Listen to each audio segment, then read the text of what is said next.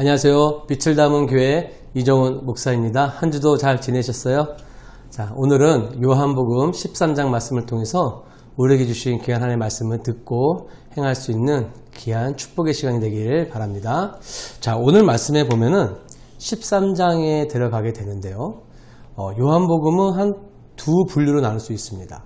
1장부터 12장까지는 예수님은 많은 무리들, 궁중 속에서 치유하시고 말씀 전해주시고 그들과 함께 하셨던 부분들이 많이 보여지는데 13장서부터는 그와 정반대의 소수의 무리와 소수의 무리는 예수님의 제자들이겠죠.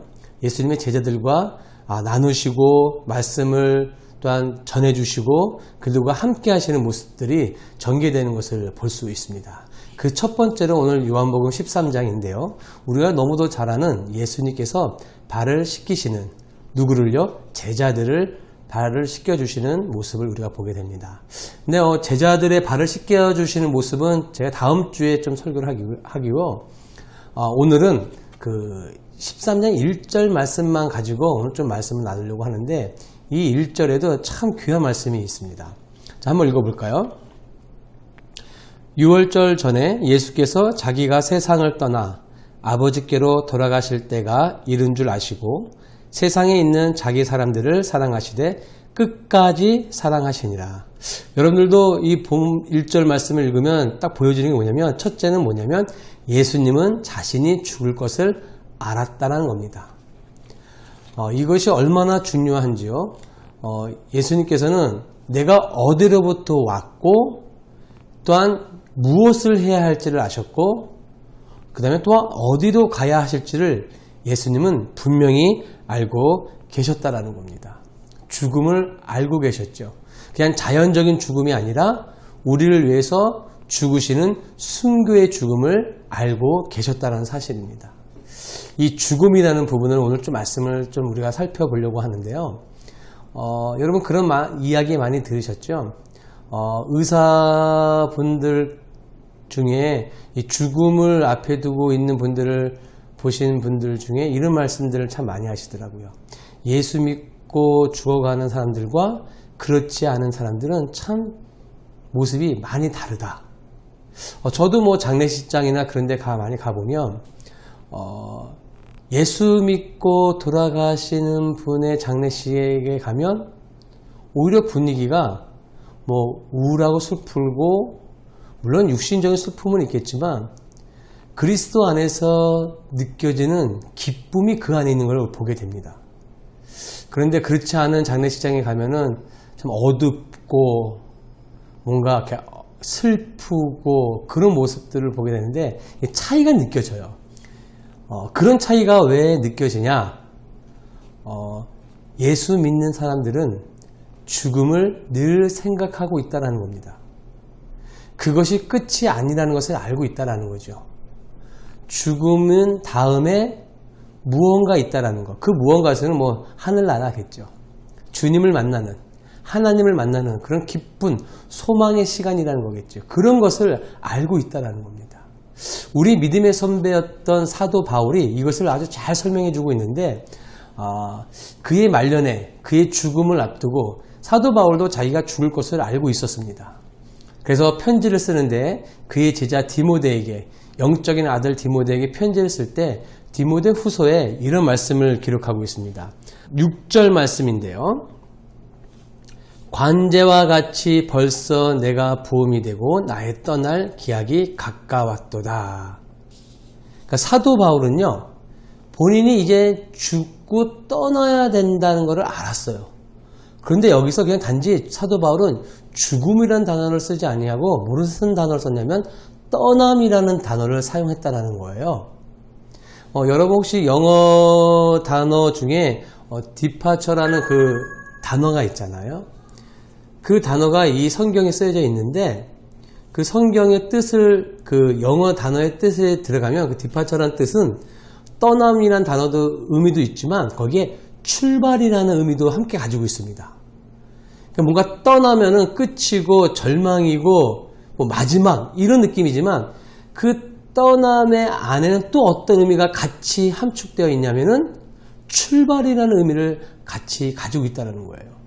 헬라어에서도 이 단어를 그런 의미로 사용하고 있습니다. 헬라어로 아날루시스라는 단어를 쓰는데 이 아날루시스라는 단어의 의미가 뭐냐면 여러분 이스라엘 백성들이 광야에서 나와서 생활할 때 뭐 집을 짓고 농사를 짓고 그런 삶이 아니잖아요. 떠도는 삶이잖아요. 그러다 보니까 집은 텐트를 쳐야 되는 거죠.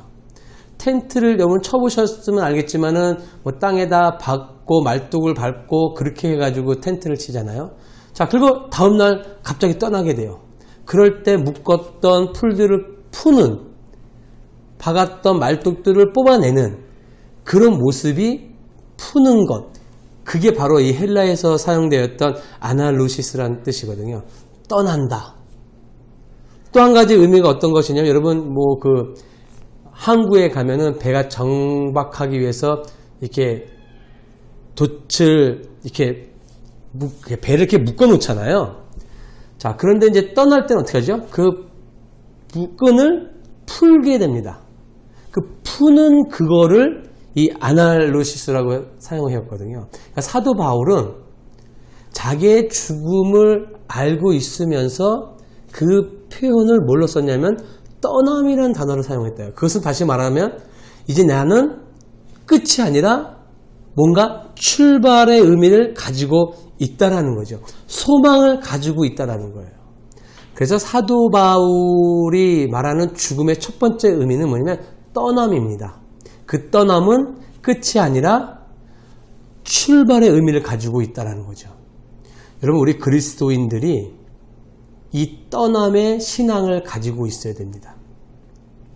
어떤 로마의 황제는 항상 자기에게 아침에 인사를 할 때 이렇게 인사를 좀 해달라고 했다 그래요. 왕이시여 죽음을 예비하십시오. 그 황제는 항상 죽음을 준비하려고 하는 마음을 가졌다는 거겠죠. 어떤 사람은 이런 말도 했다 그래요. 그 정반대의 말인데 그가 부유한 삶을 살게 되었고 이제 60세가 되었을 때 자기 가족들에게 이렇게 얘기했다 그래요. 내 앞에서 이제는 죽음이라는 단어를 사용하지 말아라. 완전히 다르죠. 죽음을 준비하는 사람, 죽음을 준비하지 않고 사는 사람, 그 사람들의 마지막은 큰 차이를 보여줍니다. 사도 바울은 죽음을 얘기할 때 첫 번째, 죽음은 뭐냐? 떠남이라고 이야기를 하고 있어요. 그 떠남은 출발의 의미를 가지고 있다는 거예요. 또 사도 바울이 말하는 그 죽음의 두 번째 의미는 뭐냐면 만남이라는 의미를 가지고 있어요.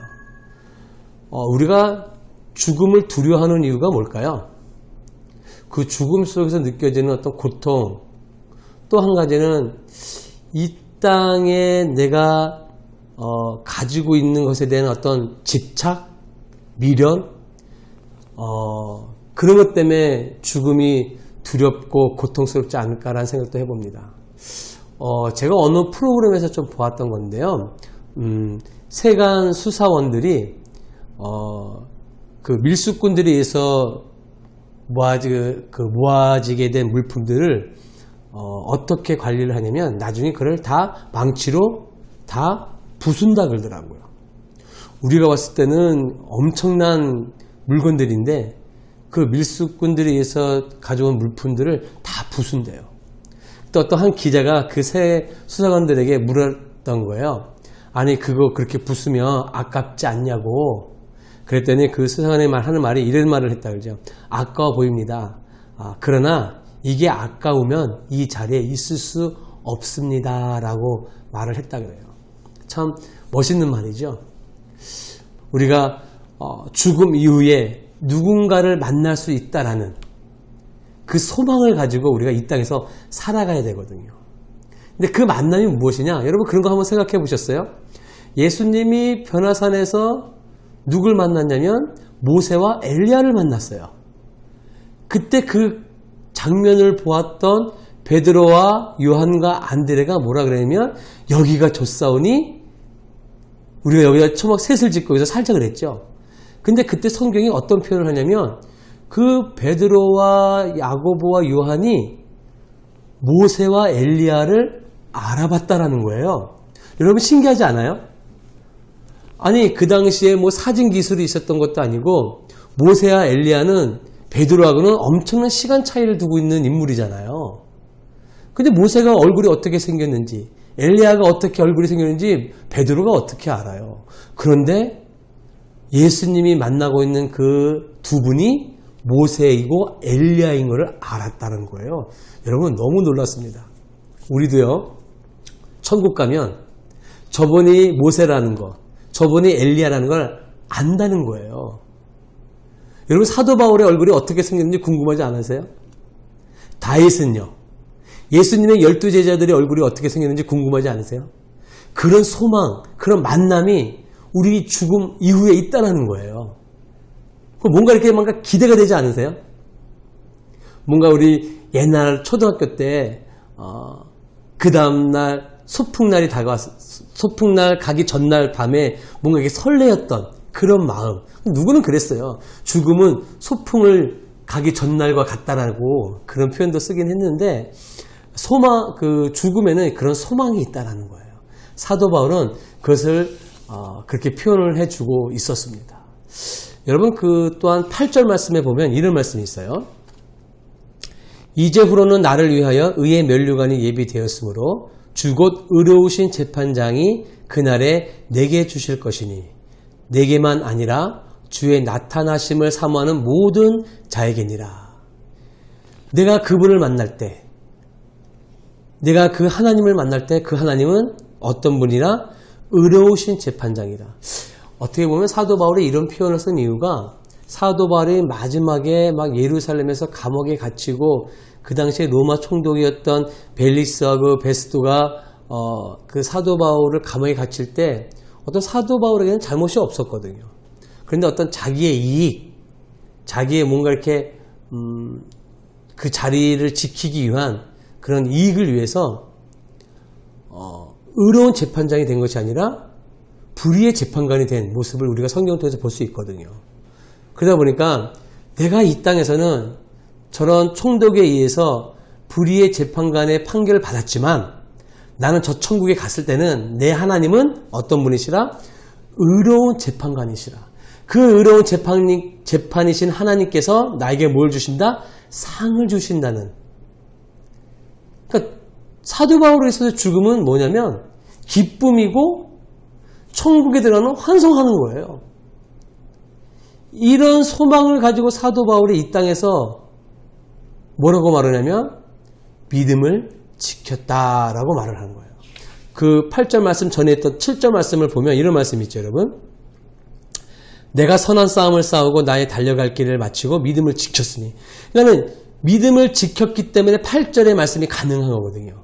7절 말씀을 하지 못하면 8절 말씀이 이루어질 수가 없어요. 여러분 우리도 마찬가지입니다. 우리도 이 땅에서요 늘 죽음을 생각하면서 그러니까 죽음이 어떤 아픔이고 슬픔이고 끝이 아니라 만남이고 떠남, 출발이고 그리고 그 천국에서 내 믿음의 선배들을 만날 수 있다는 소망, 또한 나의 하나님이 의의 재판관이 되셔서 나에게 상을 주시는 하나님이심을 늘 생각하면서 이 땅에서 그 가지고 있는 그 믿음을 지키라는 거죠. 여러분 그 믿음 잘 지키고 계십니까? 여기서 지킨다라는 뜻은요 어떤 의미를 가지고 있냐면 여러분 보물, 여러분들 집에 보물 있으세요? 뭐 이렇게 보물들을 지킨다고 할 때 쓰는 단어가 바로 여기입니다. 우리에게 보물은 뭐예요? 믿음 아니겠어요? 그 믿음을 이 땅에서 잘 지키면 그리고 죽음을 이후에 우리가 하늘나라에 갔을 때 의로우신 재판장께서 나에게 상을 주신다. 여러분 기대가 되세요? 이런 마음으로 하루하루를 살아가자라는 거죠. 사도 바울이 데살로니가 교회의 교인들을 향해서 어떤 말을 했냐면 이런 말을 했습니다. 내가 소식을 들었는데 너희에게 이런 소식이 들린다. 어떤 소식이냐면 그 교회가 믿음의 역사가 있고 사랑의 수고가 있고 소망의 인내를 가지고 있다는 교회의 소식이 들린다는 거예요. 여러분 어쩌면 지금 이 시대에 교회가 이런 모습을 가지고 있어야 될 것 같아요. 그냥 말로만 하는 사랑이 아니죠. 사랑에는 반드시 뭐가 따라와야 돼요? 수고가 따라와야 돼요. 믿음을 가지고 계십니까? 그 믿음에는 반드시 역사가 일어나야 돼요. 소망을 가지고 계세요? 그 소망에는 인내가 있어야 돼요. 우리가 지금 계속 제가 말씀드렸지만 저 천국에 대한 죽음 이후에 우리가 가는 그 하늘나라에 대한 소망, 그 소망을 가지기 위해서는 이 땅에서 그 믿음을, 인내를 가지고 잘 지켜나가야 된다는 거예요. 그러니까 사도 바울은 이걸 아주 명확하게 우리에게 가르쳐주고 있습니다. 여러분, 참 힘든 시기를 지나가고 있어요. 이 시기에 우리가 어떻게 우리의 믿음을 지켜야 할지 늘 예수님께 질문하면서 하늘의 지혜를 구하고 성령의 충만함으로 여러분들의 믿음을 잘 지켜서 의의 재판관이신 하나님 앞에 섰을 때 정말 하나님이 여러분들을 보시고 너 참 수고했다. 너 참 수고했다. 내가 너를 부른 것이 아깝지가 않다. 여러분 소명이라는 단어에는 어떤 의미를 가지고 있냐면 부르심이라는 단어거든요. 부르심이라는 단어에는 하나님의 어떤 마음이 있냐면은 소망함이 있어요. 한 예를 들어서 하나님이 이정훈이라는 나를 부르셨어요. 그 부르셨다라는 말에는 어떤 의미를 가지고 있냐면 하나님은 나는 내가 너에게 맡긴 일을 잘 할 것이라는 소망을 가지고 계시다는 거예요. 누가요? 하나님이. 그러니까 하나님이 우리가 죽음 이후에 하나님 앞에 섰을 때 하나님께서 우리를 보시고 그 소망을 내가 잘 이루었을 때 하나님은 어떻게 하셨을까요? 하나님이 웃으실 것 같아요. 아이고 참 잘했네. 수고했다. 일로 와. 하나님 그러실 것 같아요. 여러분 그런 소망을 가지고 오늘 하루도 힘내고 일단 주님 앞에 늘 기도하면서 주의 말씀을 따라 행할 수 있는 저와 여러분들 되길 간절히 기도하겠습니다. 기도합니다. 좋으신 하나님, 우리가 이 땅에서 살아갈 때 늘 죽음을 생각하면서 하늘나라의 소망을 가지고 살아가는 우리가 되게 하여 주시옵소서. 그 죽음은 아픔이 아니고 고통이 아님을 우리가 믿습니다. 그 죽음에는 새로운 출발이 있고 그 죽음에는 새로운 만남이 있고 그 죽음에는 하나님이 주시는 귀한 상급이 있음을 우리가 늘 소망을 가지고 이 땅에서 우리 믿음을 잘 지켜 나아갈 수 있는 우리 모두가 되게 하여 주시옵소서. 감사를 드리며 예수님의 이름으로 기도합니다. 아멘.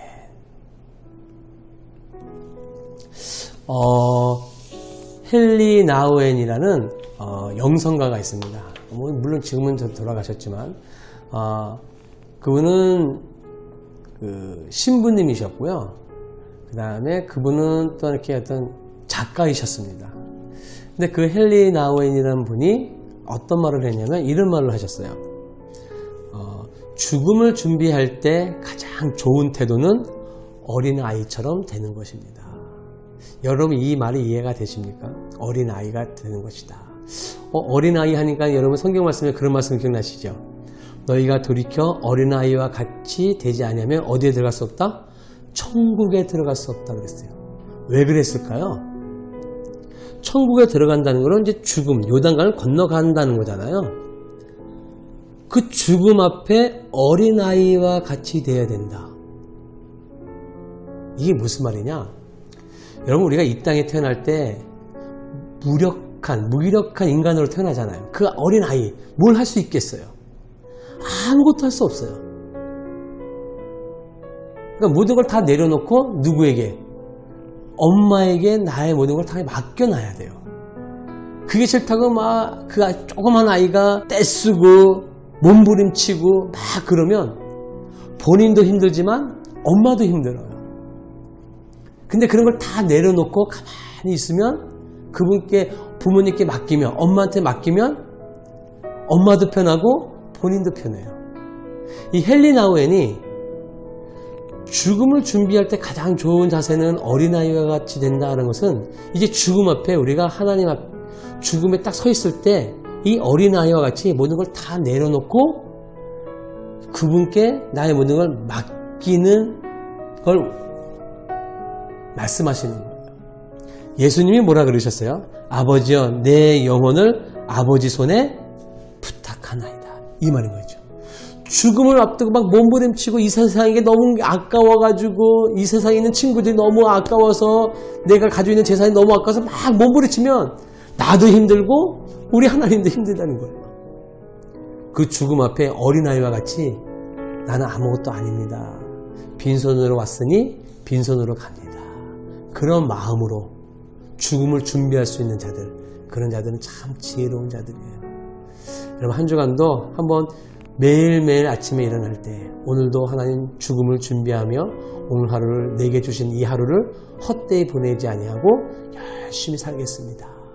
그런 마음으로 한번 한 주간도 믿음을 잘 지켜낼 수 있는 저와 여러분 되길 바랍니다. 승리하세요. 감사합니다.